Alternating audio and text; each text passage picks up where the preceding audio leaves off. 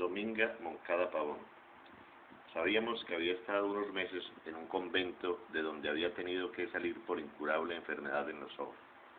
Dominga siempre había usado unos espejuelos ovalados y amarillentos. Otra prenda que muy rara vez se le desprendía era su pañolón negro.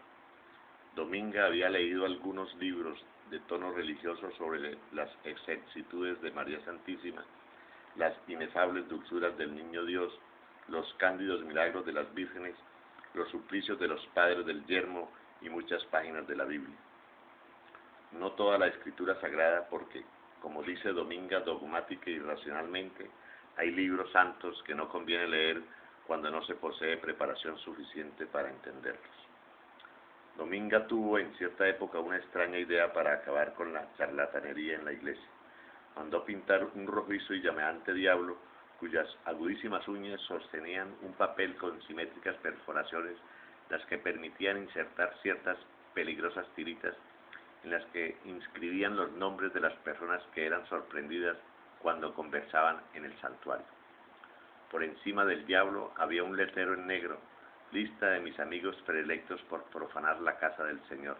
Esta luciferina pintura, debidamente enmarcada, fue fijada en una columna de la nave derecha en la iglesia parroquial de San Pedro.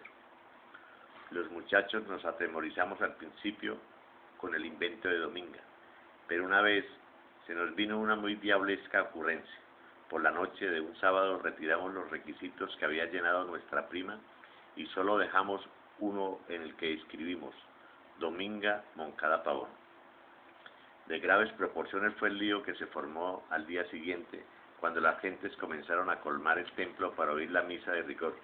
Risas, susurros, inquietud y un regaño del señor cura párroco, ese sí, de los 1000 demonios. Lo curioso fue que Dominga no se enojó. Se apresuró a retirar de la iglesia a su horrible artefacto y reírse, con apenas semidibujada risa, de la edificante travesura que le habían asestado sus endiablados primos. Pero fue más curioso que el arrebatante celo por la morada del Señor llevara a Dominga a exhibir allí la esfinge del demonio, pues ella ni siquiera permite que se nombre al príncipe del Averno. Delante de Dominga, lo más que se puede decir para referirse al ahijado de Papini es el malo o el feo. La preciosa imagen de San Miguel, que atrae a tantos fieles en la capilla del cementerio de San Pedro, nunca ha merecido la mirada de Dominga, sino en el rostro arcangélico, porque abajo está, luciendo cuernos de cabro y alas de murciélago, bajo tajante espada de argento, una vencida criatura a quien llaman Satanás. Mucho me mortificaba en aquellos tiempos infantiles que mi prima todos los días de fiesta religiosa, ciñéndose lo más que podía sobre las espaldas y el pecho el pañolón de seda, se echara por las calles a pedir una limosnita para las ánimas. Siempre critiqué acervadamente en la casa esa costumbre de Dominga. Se me decía que se trataba de una promesa hecha por ella en su juventud para no perder del todo los ojos. Pero yo me quedaba satisfecho. Ya grande, visitando un día en mis vacaciones universitarias el cementerio del pueblo y admirándome por su pulcritud, se me hizo caer en la cuenta de que eso era obra de Dominga, quien invierte escrupulosamente el poco dinero que recauda en sus andanzas de santa pedigüeña, en embellecer la morada de los fieles difuntos y en mandar a decir todos los lunes una misa por las benditas ánimas del purgatorio. En verdad, el cementerio de Villacaro es uno de los más bellos cementerios de aldea que yo conozco. Le dan a uno ganas de morirse en aquel poblado para que lo entierren en su jardín de los muertos.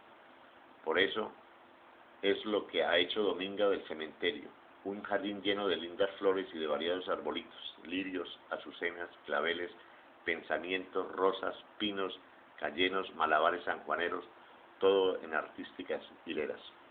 Por otra parte, pocas son las cruces de madera. Casi todos los que allí descansan tienen un monumentillo en una ancha cruz de piedra, de una resistente piedra amarillenta propia de la comarca. Esas cruces las labró primero Pascual Acosta, un boyacense que a finales del siglo pasado fue a establecerse a San Pedro y a quien nadie llama por el nombre sino por el oficio, el cantero. Muerto él, sus hijos han continuado la pía y ornamental labor. Además, aquel cementerio hermosamente cercado cuenta con una plazoleta de bien cuidado césped y con una amplia capilla en cuyo blanco frontis unas letras negras alivian al visitante con el recuerdo de la inmortalidad. Expectamus resurrection mortuorum.